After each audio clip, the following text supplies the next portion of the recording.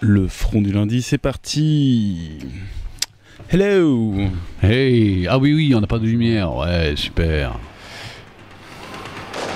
Mais vous avez des micros? Ouais, on a des micros, donc on est sur le 92.2 MHz, et pour nous joindre, ça va être au 05 61 53 36 95, c'est Canal Sud.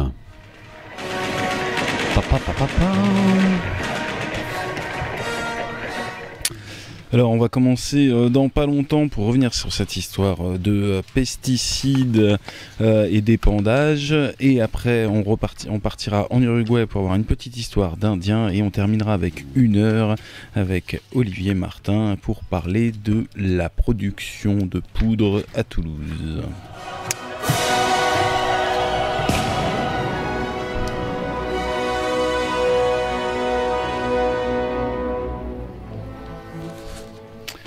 Alors, les épandages, normalement nous devrions avoir Olivier Fernandez qui nous appelle dans quelques minutes. Alors avant qu'il nous appelle, on va remettre tout ça dans le contexte pour ceux qui n'auraient pas suivi le début de l'histoire. C'était entre le 1er et le 22 août dernier que le ministère de l'Agriculture avait organisé une consultation publique. En fait, il suffisait d'aller sur le site du ministère et de donner son avis sur un projet d'arrêté que venaient de mitonner ses services. Une consultation bidon qui a bien fait rire dans les campagnes. En fait, ça concernait l'épandage aérien, qui lui-même consiste à sulfater d'un avion ou d'un hélico des cochonneries bien chimiques, insecticides, fongicides, voire désherbants, sur les vignes, en Champagne et dans le Languedoc, le maïs, notamment en Aquitaine, le riz en Camargue et les bananes aux Antilles. Cette pratique a beau être interdite depuis 2009 par une directive européenne, et ce pour éviter, je cite, des effets néfastes importants sur la santé humaine et l'environnement à cause notamment de la dérive des produits pulvérisés, un arrêté du 31 mai 2011 permet à nos agriculteurs de décrocher des dérogations en veux-tu en voilà, du moment que les végétaux atteignent une certaine hauteur ou que le terrain est trop accidenté. Rien que l'année dernière, quelques 800 opérations d'épandage ont été ainsi autorisées, principalement en Outre-mer, notamment sur les bananes de Guadeloupe. Pas mal quand même. Heureusement, en septembre 2012, lors de la fameuse conférence environnementale, le gouvernement de Jean-Marc Ayrault avait promis juré la fin imminente de cette méthode de traitement. Le problème, c'est que les programmes de recherche sur les solutions alternatives n'ont pas encore abouti, argue une porte-parole du ministère de l'Agriculture. D'où ce projet d'arrêté qui prévoit de rendre un peu plus présentable le processus de dérogation. Et donc cet arrêté, est-ce qu'il a été pondu? Est-ce qu'on a notre camarade au téléphone? J'adore.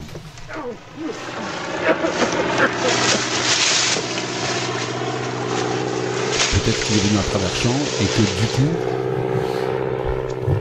que du coup il est tombé sur un avion. Vous avez reconnu, c'est la mort aux trousses, ça. C'est ça, hein? C'est ça, c'est la mort aux trousses, c'est l'épandage, donc ça arrive tout le temps. Écoute, en attendant, on va inverser les propositions. Attends, je continue peut-être. Je peux continuer parce que en fait, déjà à l'époque, c'est-à-dire en septembre dernier, personne n'y croyait à cette histoire de dérogation, enfin de nouvel arrêté qui allait du coup à suspendre l'épandage aérien, donc bourré de pesticides, de produits chimiques, etc. Du côté de la Confédération paysanne, on disait clairement, de toute façon c'est clair, ça va continuer de plus belle. Prévoir une distance de sécurité de seulement 50 mètres par rapport aux habitations et aux captages d'eau par exemple est totalement inacceptable. En fait, les gens me parlaient de ce qui était contenu dans ce nouvel arrêté qui en fait ne changeait strictement rien à la donne.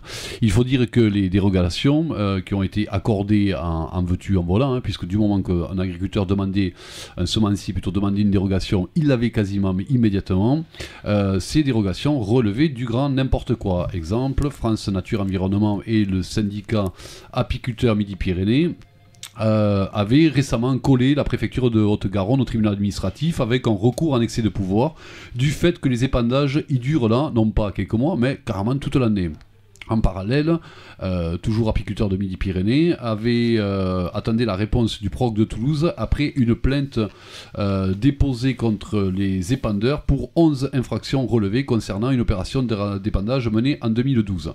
Donc on le voit bien, il y avait une espèce de petite guérilla entre les amis des abeilles et donc les pouvoirs publics qui, eux, accordaient des dérogations à tire-larigot. Heureusement, ce nouveau arrêté a dû tomber. Et donc tout est résolu, non, Olivier? Tout est résolu, Olivier Fernandez peut nous le dire, non? C'est ça, tout va bien. On a gagné. Bonjour, oui, alors tout va bien, on a gagné un nouvel arrêté qui ne change strictement rien, ou quasiment rien par rapport à l'ancien. Et c'est bien là ce qui nous démoralise un petit peu, parce que il y a eu toute une procédure de consultation où on nous a demandé d'envoyer nos écrits pour participer à ce nouvel arrêté. Et finalement, rien n'a été retenu de ce qu'on a pu produire avec notre cabinet juridique. Alors, qu'est-ce que ça veut dire quasiment rien? Ça veut dire qu'il y a eu quand même quelques petites avancées ou on a changé les virgules, les titres, la couleur du papier? Il y a eu quelques avancées, mais qui sont encore floues. La première, c'est la publication le jour de la signature des dérogations sur le site internet et plus seulement en préfecture. Donc, on pourra le voir depuis le site internet. On avait demandé à ce que les documents soit publié sur un site internet, à savoir les cartes pour savoir les communes concernées, etc. Ça, pour l'instant, on n'en a pas du tout de confirmation. Donc, c'est juste un petit message pour dire le préfet a autorisé les épandages aériens, donc c'est pas plus. Et ensuite, c'est le délai d'information du responsable des apiculteurs du département qui était à 48 heures au niveau national et 72 heures en Haute-Garonne en 2012 et qui est maintenant passé au niveau national à 72 heures. Donc pour nous ça change rien. D'accord. Et ce n'est pas une très très grande avancée. Il n'y a rien concernant la protection des habitants, les distances des points de captage d'eau potable. Toutes ces distances sont fixées à 50 mètres et avec les hélicoptères on sait très bien que les produits vont à plus de 50 mètres et puis l'hélicoptère est souvent incapable de respecter, comme on l'a vu il y a 2 ans ici en Haute-Garonne, les limites. Voilà. Et c'est quoi qui a fait pencher la balance? C'est que les semenciers sont plus forts que les abeilles, enfin que les... Certainement. Ouais, visiblement, ouais, c'est ça, quoi. Certainement, ils sont plus puissants, ils ont peut-être plus de relais au niveau du ministère que ce que nous pouvons avoir, simple apiculteurs. Et puis ensuite, je pense qu'il y a une volonté politique qui avait été forte et affichée, puis finalement qui s'est dégonflée un petit peu, et c'est bien dommage. Et c'est pour ça qu'on demande au ministre de l'Agriculture, Stéphane Le Foll, eh bien, d'abroger cet arrêté et de revenir aux écrits qu'il avait lui-même fait avec Jean-Marc Ayrault en septembre 2012, où il avait posé un engagement numéro 21 de la conférence environnementale que le gouvernement reviendrait au principe ferme d'interdiction. Donc voilà, on voudrait qu'ils reviennent sur leurs écrits et leurs paroles. Et vous, de votre côté, vous étiez allé, avec le syndicat, vous étiez allé devant le tribunal administratif et vous aviez saisi aussi le proc. Qu'est-ce qu'il en est de ces histoires? Eh bien, pour l'instant, rien de plus. D'accord. Rien de plus, on attend toujours la convocation, que ce soit au niveau du procureur ou du tribunal administratif. Et bon, vous savez, souvent la justice est assez longue, hein, donc on s'inquiète pas outre mesure, mais oui, ça fait un petit moment maintenant, c'est quasiment 2 ans, et on n'a pas eu de retour. D'accord, donc qu'est-ce qui va se passer? C'est-à-dire que les dérogations vont être données de la même manière que ce qu'elles étaient données jusqu'à maintenant, c'est-à-dire ultra facilement, et donc la guérilla va continuer, quoi.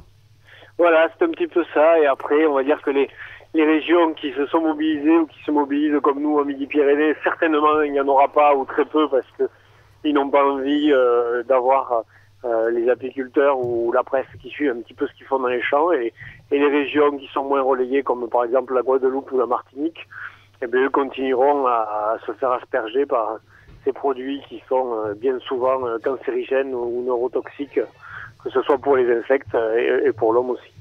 Et le ministère de l'Agriculture parlait de méthodes alternatives. Vous savez de quoi il s'agit? Est-ce qu'ils en ont parlé? Est-ce qu'ils ont pondu un nouvel arrêté en attendant de faire pire, de faire mieux? Alors non, méthode alternative, nous on les avait mises en avant ici à Toulouse avec l'INRA. Ça consistait à utiliser des petits insectes qu'on appelle des trichogrammes pour le maïs, qui vont faire exactement le même travail que les molécules de synthèse qui sont couramment utilisées. Donc j'imagine que c'est ça dans les méthodes alternatives pour lesquelles ils pensent au maïs. Après, il y en a peut-être d'autres pour les autres cultures, mais je ne les connais pas spécialement. Après, nous, on avait proposé effectivement que dans l'arrêté, si dérogation il y avait, ce soit des dérogations lorsque les méthodes alternatives ne marchaient pas et qu'il y avait une épidémie. Et c'est pas du tout cette voie qui a été choisie, malheureusement. D'accord, super, quoi. Donc tout va bien dans le meilleur des mondes, rien n'avance. Voilà. Mais du coup, est-ce qu'il va y avoir d'autres échéances? Est-ce qu'il y a des mobilisations de prévues Alors d'autres échéances, oui, on va attendre la campagne du mois de mars, puisque c'est souvent au mois de mars que les demandes sont déposées. Donc on verra si au mois de mars il y a des demandes de dérogation qui seront demandées ici pour notre région. Et après, on espère qu'il n'y en aura pas. Et puis si jamais il y en a, on se mobilisera comme on s'était mobilisé. Et donc on appellera tous les citoyens à participer lors des consultations publiques pour montrer que la population s'est au préalable opposée à ces épandages aériens. Et ensuite, si c'est reparti comme en 2012, on n'hésitera pas à reporter plainte et à re-attaquer en justice ces dérogations. Parce que de toute façon, elles ont un cadre quasiment illégal, donc elles ont quasiment aucune chance de passer à travers les griffes de la justice. Donc s'il faut en passer par la justice, ça sera long, on attendra 3-4 ans que le tribunal administratif nous convoque, mais à ce moment-là, on fera appliquer la loi, puisque au niveau européen c'est interdit, la France ne veut pas l'interdire, et après souvent c'est pas respecté dans les conditions qui sont fixées au niveau national. Donc à partir de là, voilà, nous on se mobilisera pour la santé de nos abeilles et puis pour la santé humaine, puisque ça touche aussi bien les abeilles que les humains qui habitent à côté et même les utilisateurs. Donc pour les personnes qui seraient intéressées à la fois pour en savoir plus et peut-être pour participer, est-ce qu'il y a un moyen de vous joindre et d'avoir ces informations?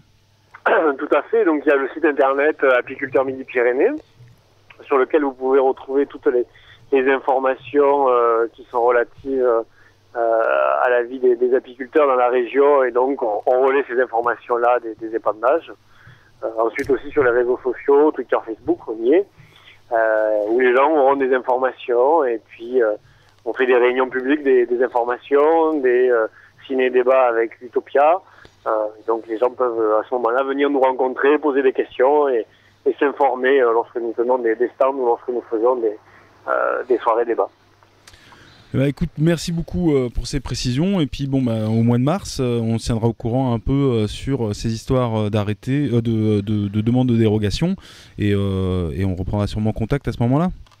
Entendu, merci beaucoup. Merci à toi. Merci à toi, à bientôt. Salut. Au revoir. Au revoir. Allez, on se réécoute une chanson qu'on aime bien écouter quand on parle comme ça d'agriculture industrielle et industrialisée. C'est vieux, c'était il y a longtemps, mais c'est toujours d'actualité.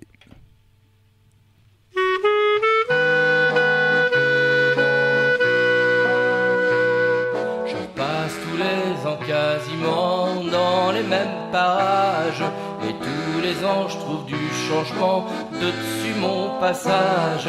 À tous les coups c'est pas le même chien qui gueule à mes choses. Et puis voyons si je me souviens, voyons dans ce coin de Beauce, il y avait dans le temps un beau grand chemin. Cheminot, cheminot, chemine, à cette heure n'est pas plus grand que ma main.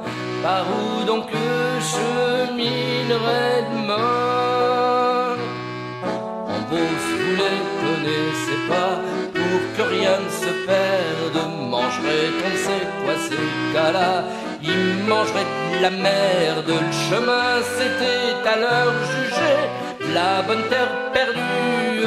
À chaque labour ils l'ont mangé d'un sillon de charrue. Il y avait dans le temps un beau grand chemin. Cheminot, cheminot, chemine, à cette heure n'est pas plus grand que ma main. Par où donc je cheminerai demain? Son si leurs arpentes goulues d'un peu de glèbe toute neuve, mais le pauvre chemin en est devenu mince comme une couleur. Et moi qu'avec lui sous les cieux, pour poser guibole, chemin à tout le monde, nom de Dieu, c'est mon bien qu'on me vole. Il y avait dans le temps un beau grand chemin, cheminot, cheminot, chemine, à cette heure n'est pas plus grand que ma main. Par où donc cheminerait demain? On se met du blé sur le terrain qui retira ma route. Mais si je leur demande un bout de pain, ils m'envoient me faire foutre.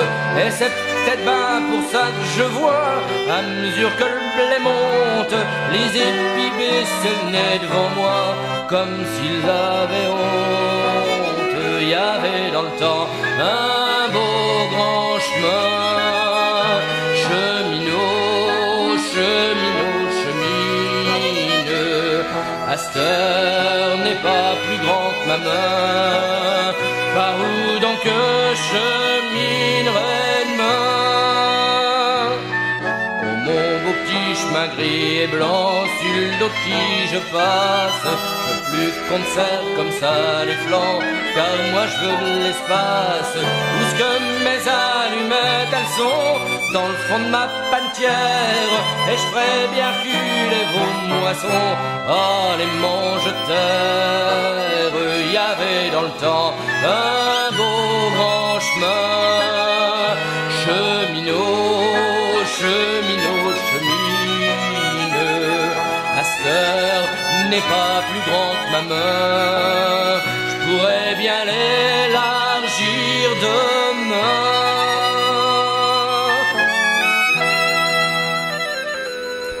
Gaston Coutet, les mange-terre.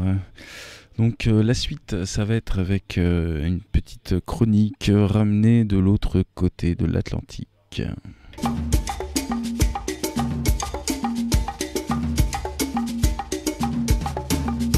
On va reparler de l'Uruguay, petit pays du cône sud de l'Amérique latine, coincé entre le Brésil et l'Argentine, sur les bords du Rio de la Plata. Voilà pour la géographie, parlons un peu d'histoire. Qu'est-ce que l'on sait des primo-habitantes de cette région ?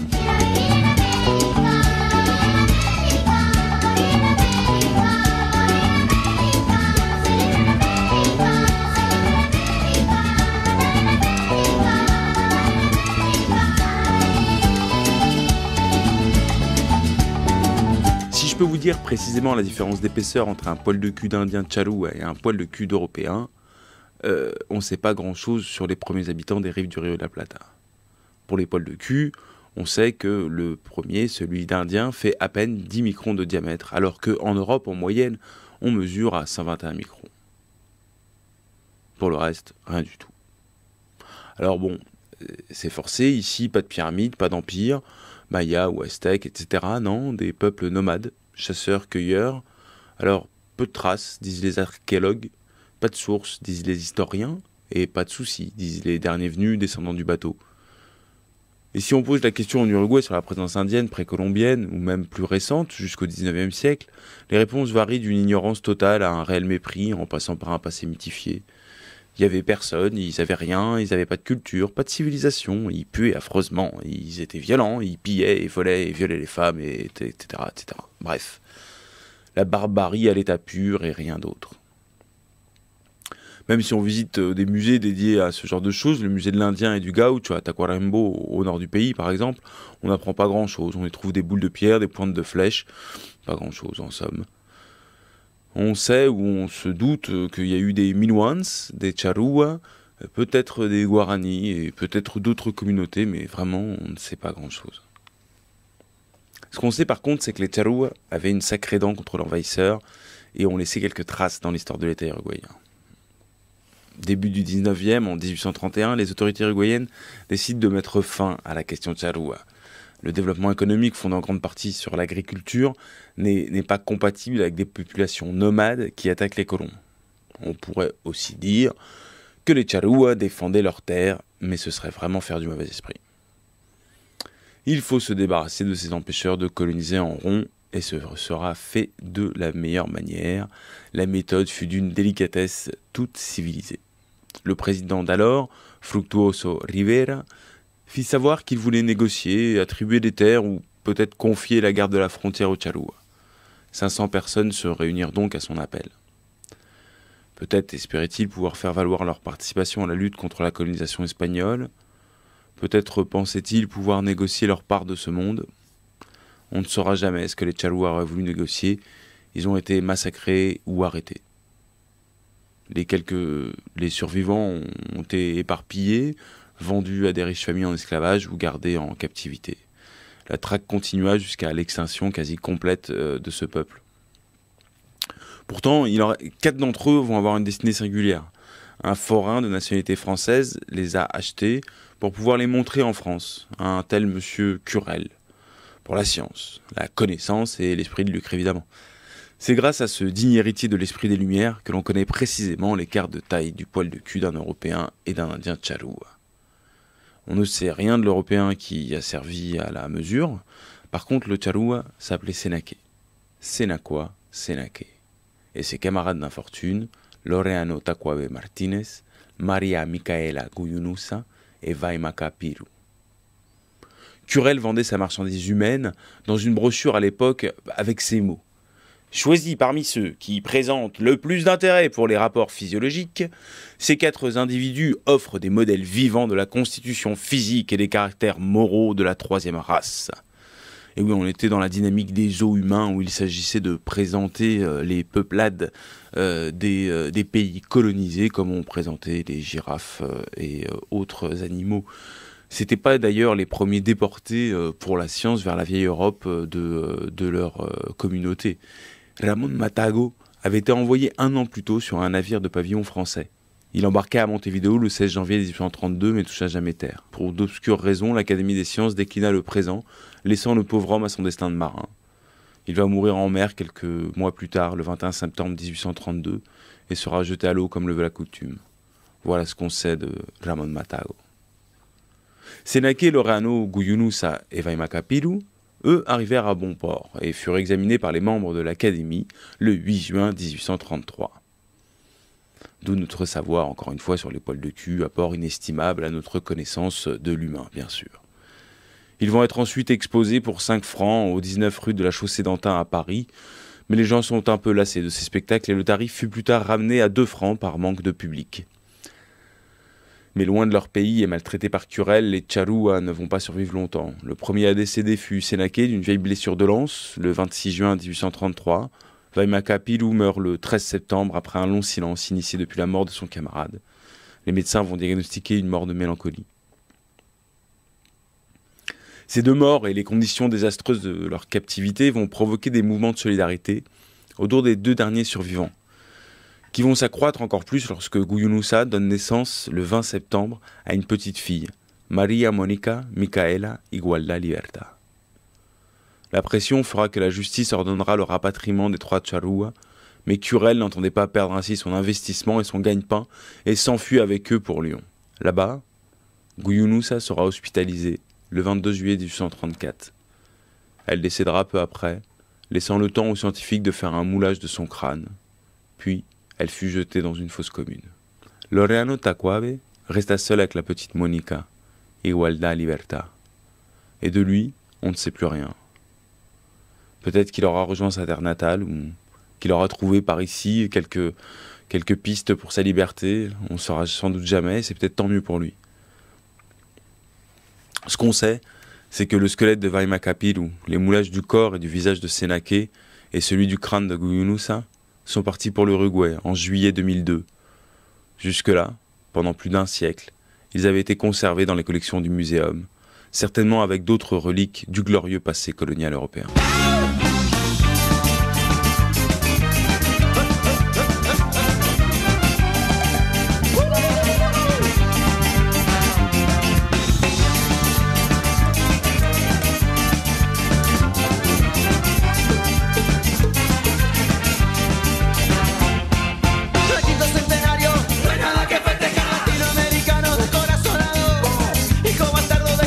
Asesinas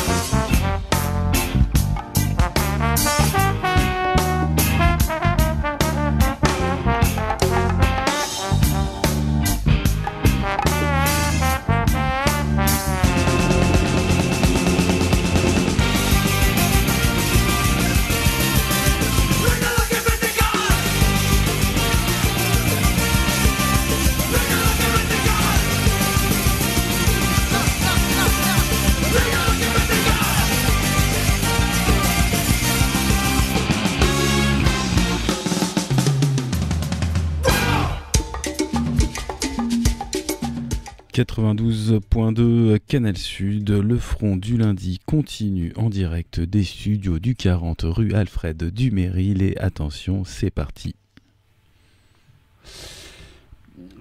Nous allons parler de Toulouse. Toulouse, cette ville qu'on dit spécialisée dans l'aéronautique, mais qui visiblement était aussi pas mal spécialisée dans la poudre à canon.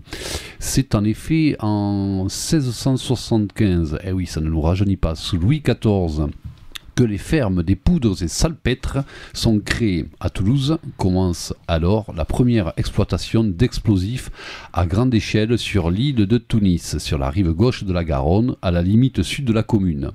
Les fermes deviennent régies, puis la Révolution institue le monopole de la fabrication et crée le service des poudres et explosifs qui est placé sous l'autorité du ministère de la Guerre. Le conflit avec l'Allemagne, la guerre de 1870, donne des ailes à cette production. Mais le vrai décollage économique, industriel, guerrier ne commencera qu'avec la boucherie mondiale de 14-18. La région toulousaine est sûre, sereine, bien située entre les deux mers, bien desservie, regorgeant d'énergie, les forces hydrauliques qui descendent des Pyrénées, et le charbon des mines de Carmont ou de Decazeville, toutes proches. Et surtout, elle est loin des fronts de l'Est, de l'Allemagne et de la Russie. L'envol est fulgurant, propulsant Toulouse à la 3e place des cités françaises productrices d'armes après Paris et Lyon. Dès le début de la guerre, près de 50 000 personnes, principalement des femmes, sont mises au travail dans la cartoucherie, la poudrerie et dans les usines d'armement. On reçoit avec nous aujourd'hui Olivier Martin qui s'est spécialisé petit à petit au fil des rencontres, au fil des lectures sur cette question de Toulouse, capitale un petit peu de la poudre, hein, on va le dire comme ça. Est-ce que ça veut dire, après cette intro que je viens de faire, est-ce que ça veut dire qu'en fait, avant la poudre, que Toulouse était un gros bourg où il n'y avait pas d'industrie, où il ne se passait rien en fin de compte?